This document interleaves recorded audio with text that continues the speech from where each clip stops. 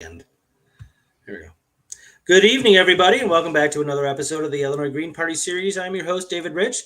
We have a very special guest on tonight. I'm very excited about this. I've been looking at this gentleman's profile and his activities for quite some time, and I finally was able to get him on. I think we had a scheduling problem once before.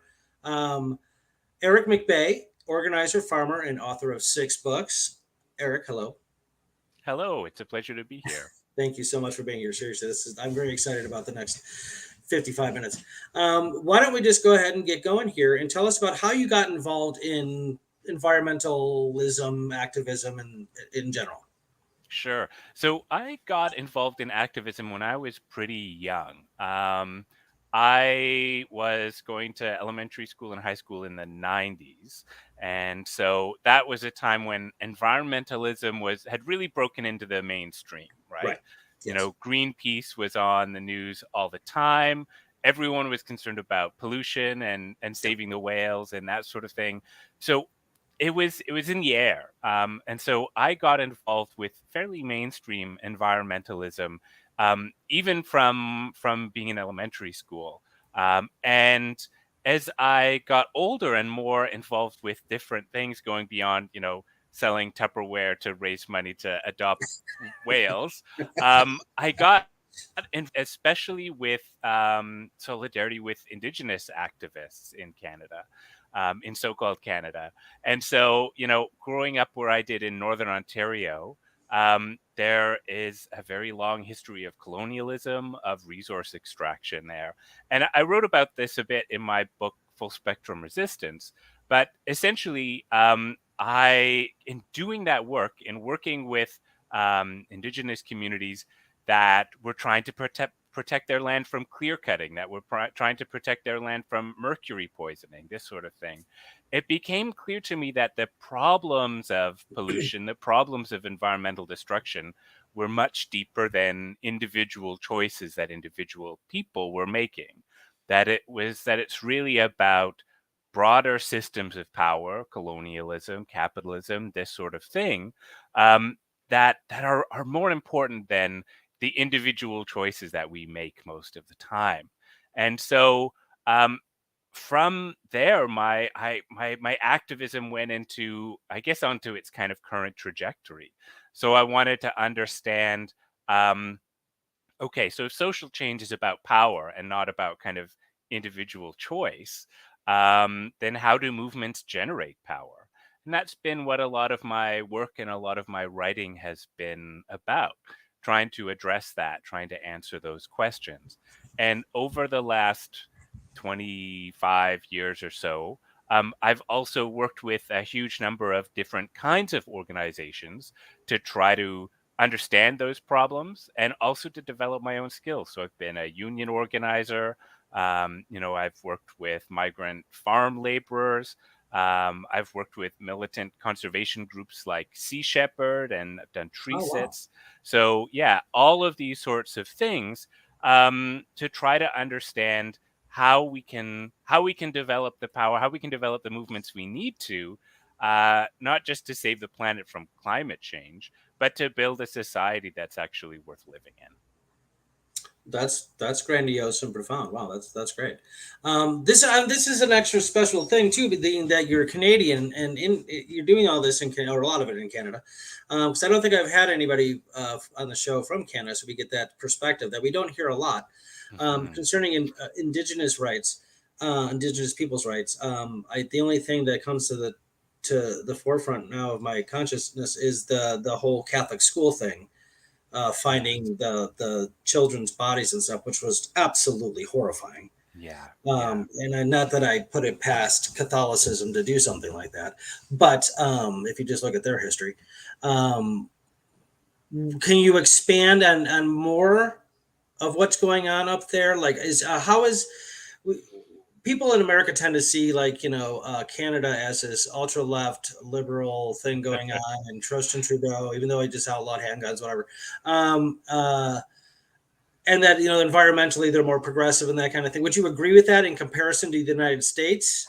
Even if they're not doing enough, are they doing more than we are? Say, I know that's a big question, but I mean, Yeah. I mean, in a lot of ways, socially, Canada is more to the left. So I think healthcare, single payer healthcare is a huge benefit of living in Canada. And so that alone, I mean, that dramatically affects most people's lives, right? Because how many people in the United States are have debilitating medical debt, or have to Millions of make, dollars. people make daily decisions based on whether or not they can get insurance where they live and whether it's affordable. So that is a hugely equalizing factor.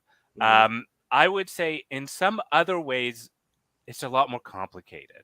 Okay. So one of the tar sands in Canada are perhaps the world's biggest source of greenhouse gases. And the tar sands in Alberta, they bring in so much money that their political impact is huge. So the power of the fossil fuel industry, the power of the fossil fuel lobby in Canada is enormous. I was just visiting Nova Scotia to do some events and do some workshops out there. And there's a company that, now this is an American-based company, but there's a company that is reopening a coal mine that was closed some years back for being too dangerous, for the workers. And yet, because the fossil fuel industry is seen as bringing jobs, a lot of people are okay with that. They're okay with, trying to bring back coal, even though it's actually not bringing back very many jobs in this case, if any. But that's a huge difference, I would say, in terms of the perception of Canada versus the reality of Canada. That some industries have a lot of power that maybe people would imagine they don't. And then I think another challenge can be that Canada does Canadians compare themselves to the US, right? And positively on issues like racism, typically. I think Canadians like to imagine that Canada is much less racist. And I'm not sure that's true. And I'm a white person, so Yeah. don't take my word for it. But people of color who I work with and organize with, a lot of them say things like, "Well, the U.S. is more overt in its racism, and Canadians are still racist, but they're embarrassed about to be racist, so they kind of keep it under their hats a little bit more."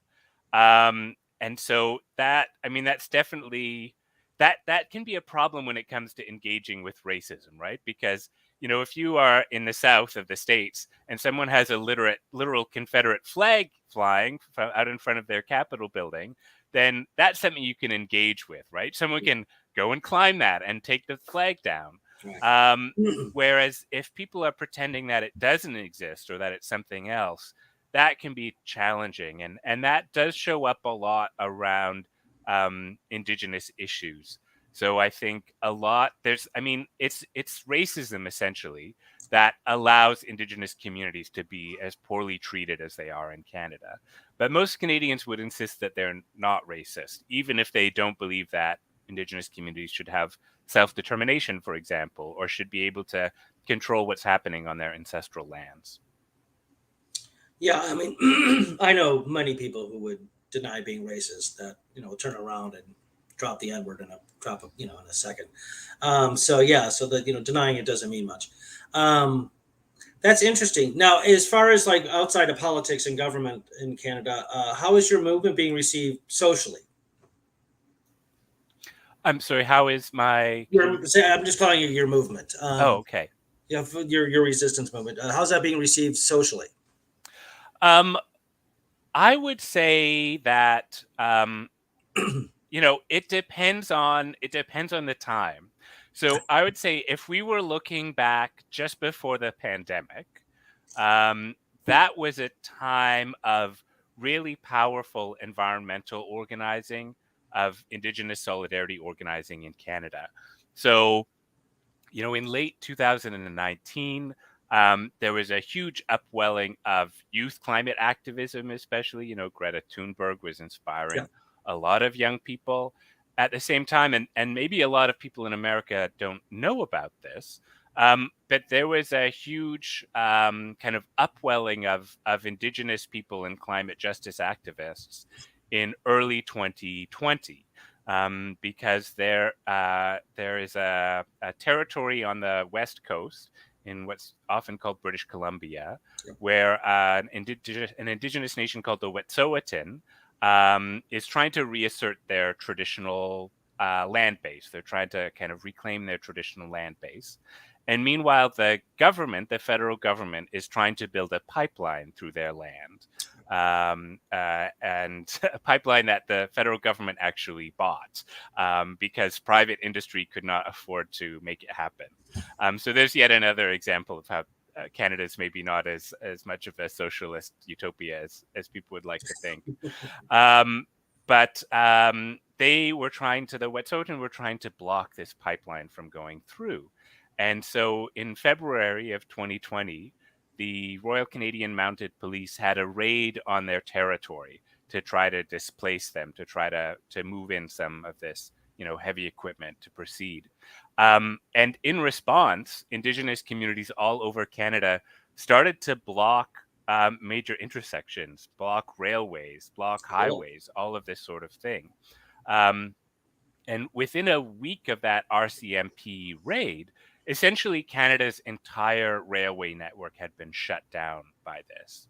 And the strength of that movement had continued to grow, such that, international bridges were there were actions, massive infrastructure blockades happening every day. And I think it would have been successful if it weren't for the outbreak of COVID, if the pandemic hadn't kind of shut everything down, in March of 2020. So that was a huge challenge, I think, for these kinds of broader movements. And there have been upwelling since then, but I think in a lot of places, COVID has really suppressed organizing activity, has made it a lot harder for people to organize effectively. There are exceptions, obviously. I think we've seen in the United States that Black Lives Matter was really able to kind of catapult itself in that time of emergency to a much higher profile than it had before.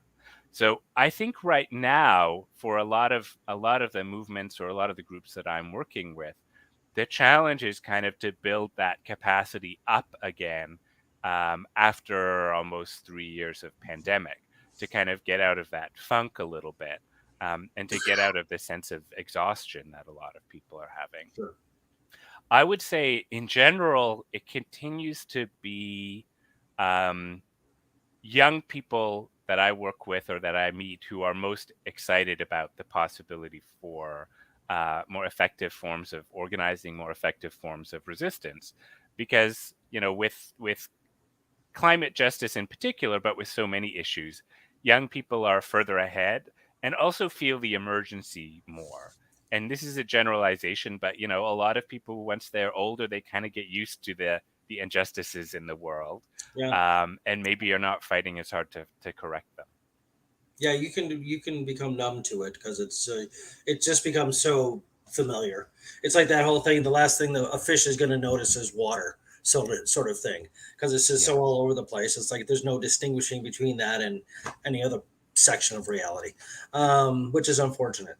I remember a friend of mine telling me a long time ago that the older you get, the more conservative you become. And I just talked to him the other day for the first time in like 12 years. I'm like, by the way, just so you know, I become less conservative. So your theory is like extremely less. Anyway, okay, that's really interesting. Let's talk about your books, especially the Full Spectrum Resistance Volumes 1 and 2. That's a mighty accomplishment there. Those are sizable books. I have not been able to read all of both of them. I have read some of both for sure. And very impressive stuff. Talk about like the strategy that you set out in order to organize and create an activist movement and that kind of thing, because it is very well organized. Thanks. Yeah. So Full Spectrum Resistance is a book exploring. It's a 2-volume book, as you mentioned, exploring how movements can become more effective, or how can movements generate more political power. And if people are curious, they can go to fullspectrumresistance.org and you can read some excerpts and see the outline. And so the book does a couple of different things. In general, one of the things that I do is I look at effective movements in history, whether that's the civil rights movement or anti-colonial movements around the world, and I try to identify what was it that they did that made them successful. What did they do that made them win? And the title of the book kind of gives some of the answer away. So they used when I say the word full spectrum, I mean that they used a bunch of different tactics. They used what we would call a diversity of tactics. So effective movements, no matter when they are, they're not just using one tactic like petitions, for example, or protests. They tend to use a wide range of tactics that accomplish a bunch of different things, especially disruption. So if movements are not able to disrupt business as usual, if they're not able to disrupt the status quo, if they're not able to make it expensive in some way for those in power to do bad things, they tend to have a pretty limited impact. Movements that create more disruption, broadly speaking, have more power. And that was the strength, of that has been the strength both of groups like Black Lives Matter and of many groups in the civil rights movement. I think, especially in Canada, maybe it's worse, but I think many people across the world look at the civil rights movement and they think, oh well, Martin Luther King was so polite and well spoken, and so that's why people listened to him, and that's why things changed. And of course, the civil rights movement was highly confrontational for its time period, and they were really built around disruption and disrupting segregation in particular, right? Sit-ins at segregated deli counters or libraries or on buses. All of these things um, were very disruptive and considered very threatening by the majority of white people at that time. And that's one of the reasons that there was a powerful backlash against them, right? That there were, things like the reemergence or the redevelopment of white supremacy in that time to try to keep Black people subjugated. And so disruptive action, direct action is really something that complements other kinds of action. So, you might have only a small number of people who are willing to kind of go do a disruptive tactic like going in to have a sit in at a segregated library, but they are complemented by large numbers of people who are supporting them, who are engaged in lower risk action, right? Like refusing to ride the bus during the Montgomery bus boycott. And so that's one aspect of the kind of the full spectrum that I'm talking about, is those different kinds of tactics, that tactical spectrum of indirect action and direct action, of community building action that builds the movement, that builds solidarity, and then action that's really meant to kind of break down the status quo. And then the other aspect of full spectrum resistance is that it's really, if you look at movements that are really effective in history, they are not usually concerned about just one issue or one thing. They often have what we'd call a very intersectional approach. So they're looking, at how can we address a bunch of different kinds of injustice, of inequality, and how can we work with other people who are doing those things. And again, I think that's something that can be really oversimplified when we look at history, when we tell stories about history. I think that, again, some people look back at the civil rights movement and say, okay, well, segregation ended. That's all it was about. And so the movement was a success in that way. And of course, I do think the movement was a success in many ways, but it was about so much more than just getting rid of segregation, getting rid of Jim Crow laws. Um, Especially as the civil rights era continued, more and more activists were concerned about, the war in Vietnam, about kind of how white supremacy plays out, not just on a domestic scale, but also on the international scale. People were more and more concerned about economic justice. And many of those economic justice goals still haven't been achieved. But movements are much more successful in general when they're able to build those kind of intersectional alliances, and where they're able to build intersectional analysis. And I think it's easy to overlook that if you come into a movement with just one cause. But here's a way to think about it.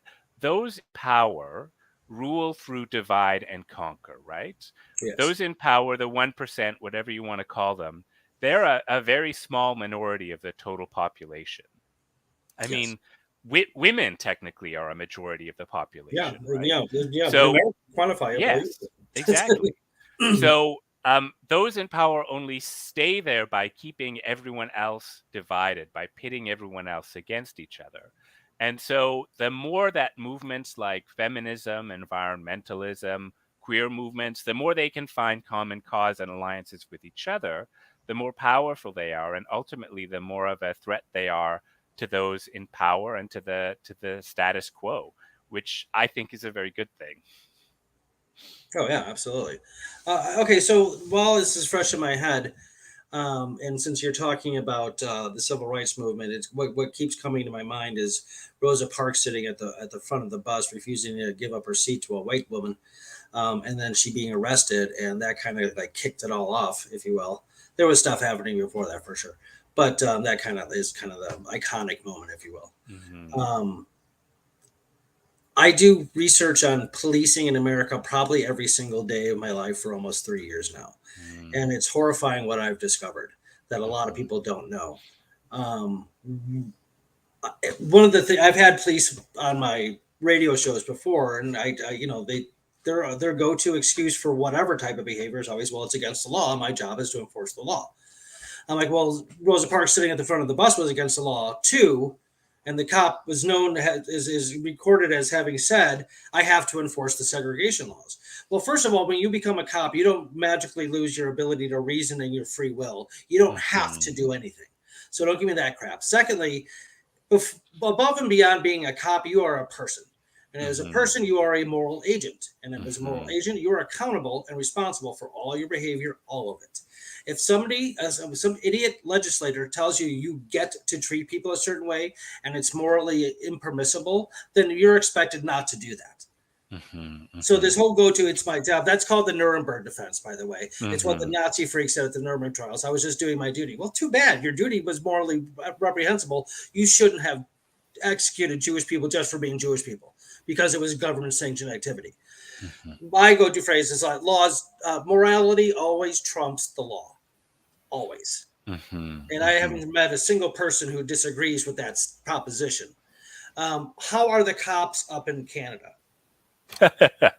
um, the cops up in Canada are, I think they generally try to be more polite. Okay. They generally, I think that they, again, like, cops are Canadians who compare themselves to Americans. Okay. They compare themselves to American cops. And so they think of themselves as better than that. Okay. Good. Well, I, that's I good. think that's what they would say. That's a pretty low But bar, it is a very low bar. though. But at the same time, I think they would still agree with all of those arguments that you're describing. That it's Um, illegal. It's my job. That whole thing. yeah, that they're just doing their jobs. They're just trying to keep the peace, or whatever it is. They have to enforce the law. And of course, that's not really true, right? I mean, how many people jaywalk every day, and the police don't go and give every person a ticket? Right. Like, selective enforcement of the law is one of the main expressions of racism, of white supremacy in policing, and has been for a long time.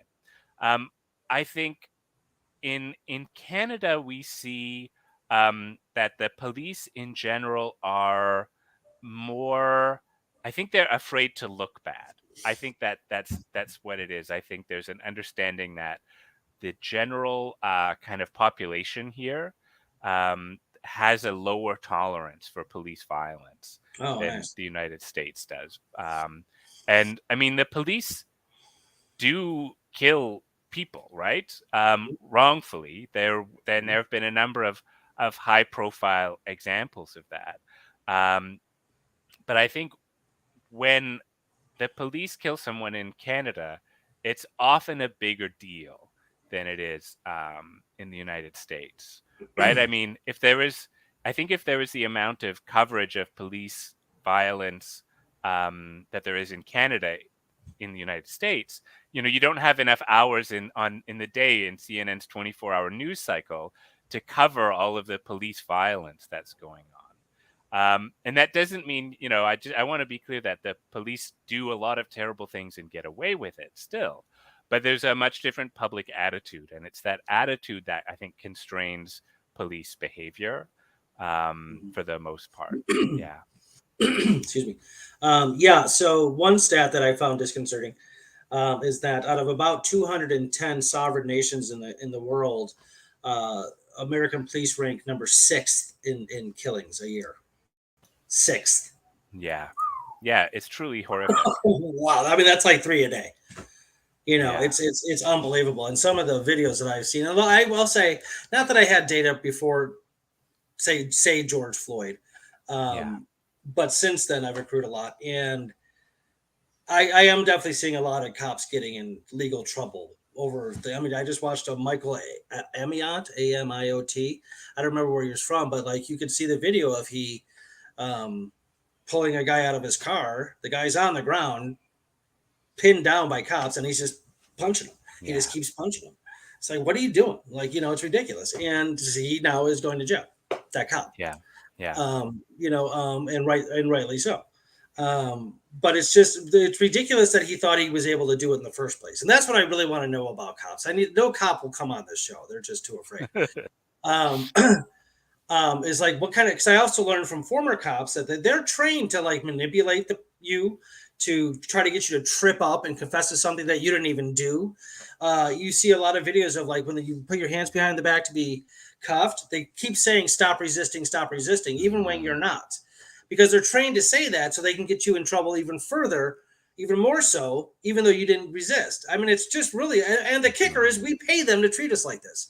Oh my God, how it's absolutely absurd. Anyway, well, I'm glad cops are nicer in Canada than they are here.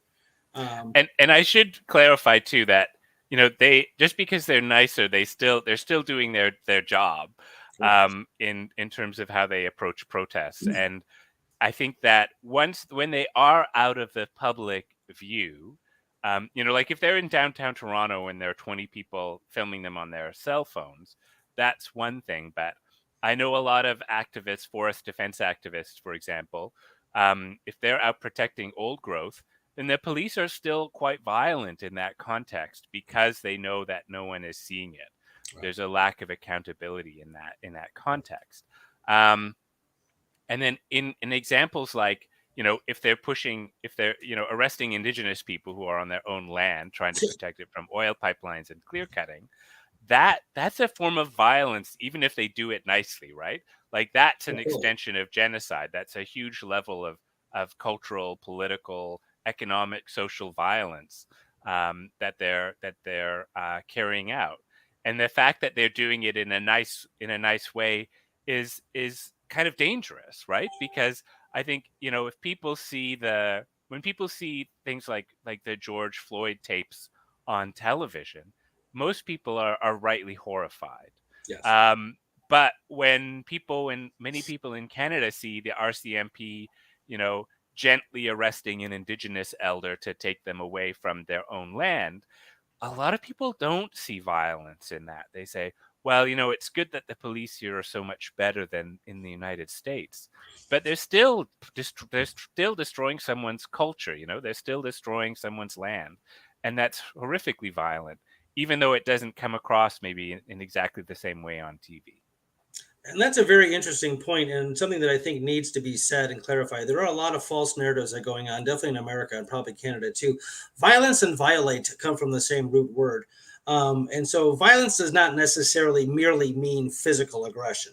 You can be violent towards somebody in a very non-physical manner by taking them off their land, or by desecrating their land, or whatever. There's also verbally, emotionally, psychologically, you can do all sorts of things that are violating the person's will. I mean, so under all that being said, what strikes people as ironic is that, like, technically boxing isn't a violent sport because it's mutually agreed upon, even though they're pounding the crap out of each other. Anyway, that's just to kind of drive the point home.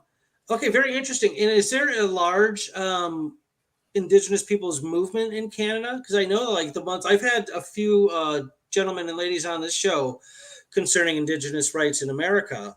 Hmm. Um, and it seems to be getting bigger and bigger and more noticeable. And one thing I've noticed, and this is just merely my personal observation, so it's kind of statistically irrelevant, but is that people have a lot more sympathy for the Native Americans in this country than they do for, say, African Americans or Latinos, and like especially like when you consider the Mexican people in America, or even not in America, that like a lot of the Hmm. Southwest land was Mexico before we just sort of Hmm. took it for ourselves, just because we could, I guess, I don't know.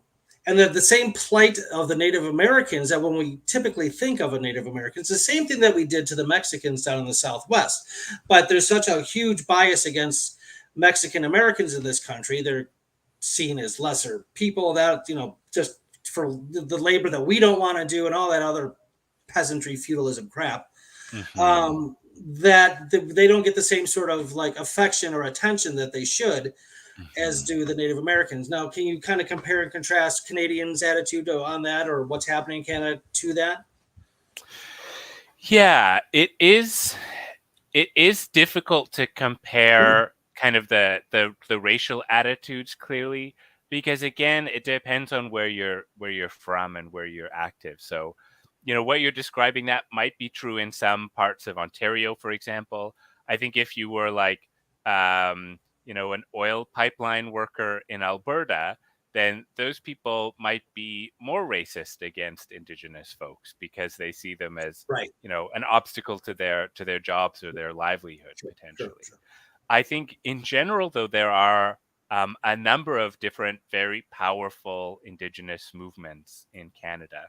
So a very powerful movement that emerged almost 10 years ago is called Idle No More. It kind of came around the same time as Occupy in the United States. Um, and it was, Really? yeah. So So wait, it I was. don't know more. I don't know more. Preceded Occupy. I don't know that it preceded, but it came Oh, around the same time, oh, okay, okay. circa kind of 2012. So in that Yeah. time Well, that frame. was Yeah. fun. That was cool to watch. I love Yeah. that. And so that was a kind of a powerful pan-Indigenous movement that I think really pushed things forward in a lot of ways. Um, Canada is very politically different than the States in terms of the kind of the power that Indigenous people have politically. If I can diverge slightly Please. to explain that, because I think this will be unfamiliar to most of your listeners. Okay. The pattern of colonization in the United States and Canada were different, partly because, um, you know, it's possible to farm in much of the United States, right? And so that those early colonizers, especially following kind of the Spanish model in the South, they they wanted to displace indigenous people or kill them to take their land and replace them on the land. Even George Washington was famous for wanting to do that, and so that's a different kind of pattern of colonization than some parts of Canada. So in Canada, that early many of those early settlers, they weren't trying to farm necessarily in all of Canada. There were definitely places where they wanted to do that, where they wanted to follow that same model. But that's like a small geographical percentage of Canada. What a lot of those early colonizers were doing is they wanted to get fur. They wanted to engage in the fur trade. And to do that, they needed the active cooperation of indigenous peoples because they weren't enough of them to go out and catch, and they weren't good at it, right? So that's where in Canada the voyageurs come in. So, the people often of French speaking descent whose job it was to like paddle these gigantic canoes way back into northern Canada and in other places, trade to get furs, and then bring those furs back to Europe. So there's a slightly different kind of early history in parts of Canada where there's more cooperation that had to happen for kind of geographic and economic reasons. Um, and that had a lot of consequences that we don't have time to get into. But one of them was that even though Indigenous peoples in Canada were still forced onto reserves, even though they were deliberately starved in many cases, especially on the prairies. Even though, for example, Inuit peoples in the north had their sled dogs deliberately killed so that they weren't mobile anymore. Even though all of those things happened, um, many indigenous communities and cultures were able to persist more effectively than they did in the United States, especially in the eastern United States. And so now there are indigenous communities, indigenous nations that have a relative degree of self-government that, as far as I know, doesn't exist for any indigenous nations in the United States. So there's an entire territory, like a province or a state, called Nunavut, which belongs to the Inuit in the Arctic, and so it's governed like they control, within, again, the colonial structure of Canada. They have a strong degree of self-government, and so that's something that they were able to win through prolonged struggle, through prolonged political struggle, and which the Canadian government was agreed to in part because they were trying to, because they didn't want the sort of thing that had happened at places like Oka to happen again. And Oka, maybe again, is something that's not very well known in the United States, but around 1990, there was a powerful Mohawk uprising in the province of Quebec. And so there were, like, the army came in. It was a huge thing. Maybe the American Indian movement occupation at Wounded Knee in the 1970s is kind of a parallel thing. But since then, in particular, the Canadian government has been really afraid to do anything that would provoke Indigenous mobilization like that. And so they're more willing to make concessions, like allowing Indigenous self-government in that case. And there are other places like Haida Gwaii, which used to be called the Queen Charlotte Islands on the west coast, quite near to Alaska, where there's, again, like a high degree of self-government. And so the political context for some Indigenous peoples in Canada is quite different from the United States. Okay. And as I'm going to ask this question, I just realized that I don't even know the answer to this question in America. But do they have any sort of representation in the federal level in the Canadian government? So there is I mean, there are Indigenous members of Parliament, and so the territory of Nunavut, it's a smaller population, so they are equivalent to um, one riding, one federal riding. So they get to send one member of Parliament, which is like one Congress person. But they don't have the same kind of formal political representation that they probably should. Officially speaking, the government is supposed uh, to obtain prior informed consent before projects on Indigenous people's land, like pipelines, for example. In practice, that doesn't usually happen very well.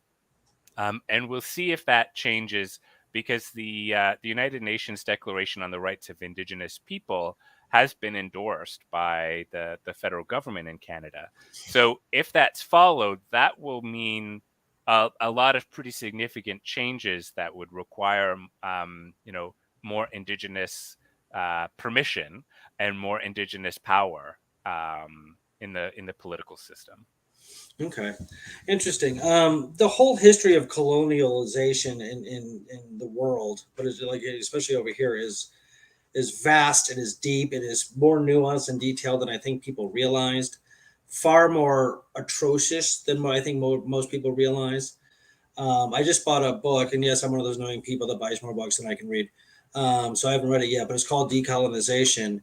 It's one of those, like, the introduction to. So it's really small, so it's taking me a couple hours and I'll finish it. But I did start reading it, and basically it starts off by saying, when the UN was formed, so after the League of Nations, there were 51 countries involved. Now there's like 193, which is most of the countries in the world. And she thinks in large part, it's because of, like, taking back the borders and boundaries set up during colonialization, um, colonization. Sorry, not colonialization. I keep saying that wrong. Do you see any progress on that front, either in Canada or globally, whatever you want to speak to on that? Do you think that decolonization is actually a thing? And if so, do you think it's effective? Um, yeah, I do think decolonization is a thing, and I do think it's making a lot of progress in some places. I see in Canada that there is a really strong and growing decolonization movement. It's harder for me to speak to other parts of the world because that's not as much my current events are not as much my kind of professional expertise. I Okay. have studied a great many anti-colonial movements in different parts of the world, um, and I think that South Africa is a really good maybe case study to look at because I think there's a pattern there that's still playing out today. So, you know, South Africa had a very powerful it had a very powerful anti-racist movement, in particular, anti-apartheid movement, led by people like Nelson Mandela, famously. And when that movement succeeded, for most values of succeed, in the early 1990s, South Africa had its first non-white government in like 100 years. And so they were the African National Congress, which had been an underground illegal political entity, became the governing party of South Africa, and they brought in a great many reforms, and they overturned most of the racist laws in South Africa. So laws that required Black people to live in certain neighborhoods and work in certain jobs and so on. But um, the they weren't able to achieve a high level of control over their own financial system. So the South African financial system, the South African economy, was still really at the whim of international capitalism and international bodies like the World Bank and the International Monetary Fund. And so that fact has really limited the amount of economic equality that they've been able to create. So even though apartheid ended, you know, almost 30 years ago now, there's still a high level of poverty in South Africa and a racialized level of poverty. And I think that that outcome, that pattern, matches something that we've seen in a lot of movements around the world. I mean, even in the US, right? We talked about this earlier, how segregation ended, but there's still a huge amount of economic inequality that that Black people, Black families, by almost every indicator, score worse than almost every ethnic group. Um, and so I think that's been the challenge of capitalism, that even though you have these anti-colonial, decolonial movements that are succeeding in many places, it's very hard to overturn the grip that global capitalism has on really every one of our lives. And I think that since the kind of there is a huge upwelling of anti-colonial movements that were very successful in Latin America and South America and in parts of Asia in the late 50s and the 60s and the 70s. Um, but since then, since the 70s, capitalism in general has gotten stronger. The rich have gotten richer. And so even though in some places poverty has been reduced in some countries in the global south, in the so-called developing world, that's often happened at the expense of the local economies, right? That local economies have been kind of dismantled in order to make to make neo colonies, right? I mean, that's what neocolonialism is. It's moving past the kind of formal colonization, where the government is dependent on a foreign kind of occupier, and going to neocolonialism, which is when every country has its own government, but economically they're all kind of still subservient to rich people, basically, and to rich countries. So I would say that that's maybe the next big challenge to overcome in a lot of ways on a global scale, along with addressing the climate emergency. And I don't think you can fix the climate emergency unless you address capitalism. I 100% agree with that. And I don't think I've met anybody on the left that doesn't agree with that. Capitalism is a massive problem. And it's just I mean, another false narrative going on is that people think that capitalism merely means a free market. And first of all, free markets are a complete myth. There's no such thing. Secondly, I don't care if a market is free. I want people to be free, not markets. Thirdly, the definition of capitalism is the private ownership of capital. That's where it gets its name from. And you can elaborate on that vastly, of course. But that's the most simplified definition of it. Free markets may or may not be a part of that. In fact, you could argue that you can't have a free market because private people own it and regulate the crap out of it to their own advantage and not to the disadvantage of the laborers.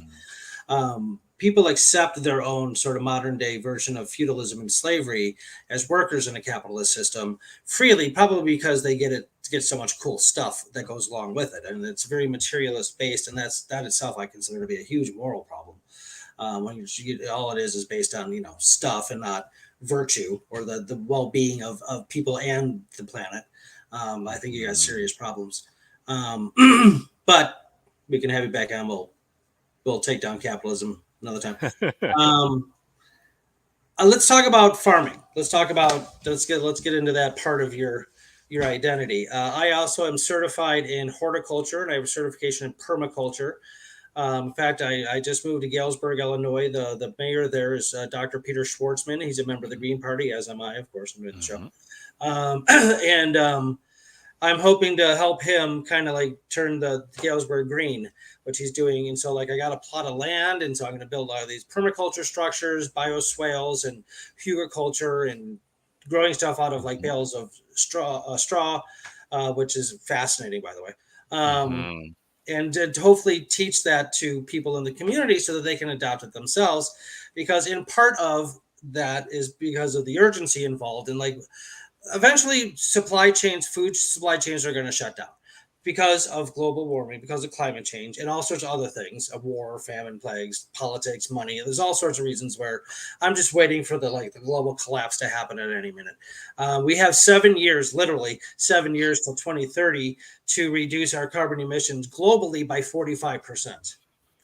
You really think that people are going to do that? Come on. So when that happens, when we don't meet that goal, and I would wager that we won't, you're gonna have to fend for yourself a lot. I think that growing food at home is a wonderful way to keep yourself healthy and safe. And I don't know who knows about it, so I'm just gonna ask at the risk of sounding pompous. Do you know what permaculture is? Of course, yeah. Okay, cool. Okay, of course you do. Okay, because I know a lot of people, because it's kind of like it's a set of methods of sustainable growing of food, but a lot of people haven't heard of it. They think it's organic growing, and it's not the same as organic. All permaculture is organic, not all organic is permaculture. Anyway, let's talk about you and your farming methods. What do you do? Great. Yeah. So my partner and I have an organic community shared agriculture operation. And so CSA, I think some people are aware of that. The way it works is that people sign up at the beginning of the growing season for an entire season's worth of production. So they get typically a box of seasonal vegetables from the farm every week. That's great. Yeah. And we've been doing it for almost 18 years now. So we've been doing it for quite a while. And the community model really appeals to us. I think, we didn't have any interest in growing food that we sold to someone else who would then sell it to kind of the consumer. Right. It was important for us to use farming as a way of organizing, as a way of community building. And so we've been able to do a lot of that because, in a given year, there are, 700-800 people who are part of our program, maybe more if you look at the donations of vegetables that we make to local meal programs and that sort of thing. And so we like to have events on the farm to bring people out, to give people a chance to get their hands dirty, to understand what's going on in the fields and why we do different things. Um, and it's also, I think, really important to us to be able to support kind of the next generation of farmers, people who are learning now, who want to understand how to grow food. Um, and to do that in a way that actually supports our local ecology. So, for example, a lot of our practices are meant to preserve or host different endangered species, right? I mean, we're an organic farm, so obviously we're not using, we're not spraying pesticides that are going to kill insects. But we really try to host a number of different endangered swallows, for example. So European or African? North American. Well, American. They actually, most of the swallows that we host, they migrate down to South America in the wintertime. So they'll fly like 10,000 kilometers and overwinter in, Brazil or Venezuela or someplace like that. And so we've built a number of houses for these endangered swallows called purple martins, which are the largest swallow in the Americas. And historically, they would have nested in like gigantic dead trees, like 800-year-old dead trees. But those don't really exist anymore, and that's a problem because the purple martins like to all nest together. They like to nest in groups of dozens or hundreds of adults. And so we've been able to entice them back here after many years of trying. And that's fantastic for us, partly because a single pair of purple martins will eat something like 25,000 insects per week that they're catching for themselves and feeding to their chicks. So that's free pest control. As organic farmers, that's been fantastic. And of course, to get people out here from the community to be able to see that, to maybe get up close with some of the baby chicks, to see the different ways that we do things sustainably and the ways that we're trying to adapt to climate change. That's really critical because I think, no one person or no one household can get through a sustained emergency by themselves. Our ability to weather the shocks of climate change and war and energy disruption, that really depends on the strength of our community and our ability to bring different people together, and to share skills. One of the things that we do that's a bit unusual with our CSA is that we do a sliding scale. So people can choose how much they pay based on their income. We don't audit them. It's the honor system. And so we have people who are able to participate, who have vastly different income levels, who pay according to their means. And, a lot of those folks who participate, they would be hard pressed to afford organic vegetables if it weren't through kind of through almost like micro socialism. There's this little level of sharing that we're able to facilitate in that way. And I'd love to see that happen on a larger scale with other things as well. Yeah, and I think as you're describing that, it's a kind of, I got into all of this. I started my radio show because of a fondness for local, if you will, community. I've been blessed with having a lot of friends my whole life, a lot of really good friends, and how we just interacted and shared with each other and helped each other and took care of each other, really stuck with me and became a huge part of my identity. And just having studied system science too, there's this notion in system science that a sufficiently complex systems tend to be more efficient when they're decentralized. And that applies to a great many systems, probably not all of them, but I mean, a great many systems. Definitely socio-political economic systems seem to me to be that way. The whole concentration of the global concentration of power to very small groups of people, the IMF and whoever else, to sort of like manipulate the global economies is a disaster waiting to happen, and it is going to happen more and more and more. If you just let local communities kind of tend to themselves and reach out to neighboring communities as they wish, I'm not there's no such thing as a utopia. I mean, we're always going to suffer in this life, but I think we'd be get a lot closer to a better run world and a happier world if that was the case. Do you agree with that? You're nodding, so I'm hoping you agree. Yes, yeah, absolutely. Yes. Okay. Cool. We only got Yeah. yeah. That was fast, man. It's actually 7:55, which is just a testament to how much fun I was having. I mean, I technically got 5 more minutes. If you want to kind of just give me any last thoughts, comments, if you want to tell me your website or some way of people getting a hold of you, I can type that in here real quick. Yeah, my website is aricmcbay.org. And what we were just talking about is maybe a good way to segue into the closing, which is that I've been on tour lately for my latest book, which is a novel called Kraken Calling. And so that's a novel that alternates between two different time frames. There's one time frame which is very much like our own, which takes place in 2028. People are fighting against the climate emergency and capitalism and many other things. And then there's also a time frame set in 2051, where many of the things that you've described have already happened. So global supply chains have really shut down. There have been a series of ecological disasters and economic shortages, and a right-wing government called the York Emergency Authority has taken control. And so the book is really about how people in those different contexts deal with injustice. How do they organize themselves? How do they kind of struggle against the injustices and the powers of each of their times? And in the future time frame, in that 2051 time frame, is one of my favorite kind of settings. There's an autonomous community called the Thistle, where people are, taking care of each other and growing food for themselves and engaging in mutual aid. So I think that if your listeners are still listening here, I think that it's safe to say they would enjoy that book. Yeah, absolutely. It's a great book.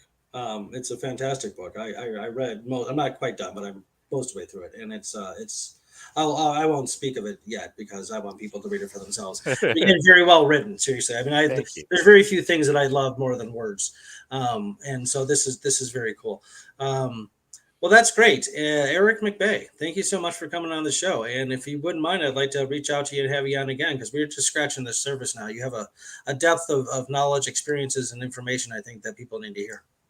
Thanks, David. I'd be happy to be on in the future. That'd be great. All right. Thanks, everybody, for tuning into the Illinois Green Party series. I'm your host, David Rich. Till next time, be good, be green. What am I doing? Here we go. Another awkward delay. Hold on a second.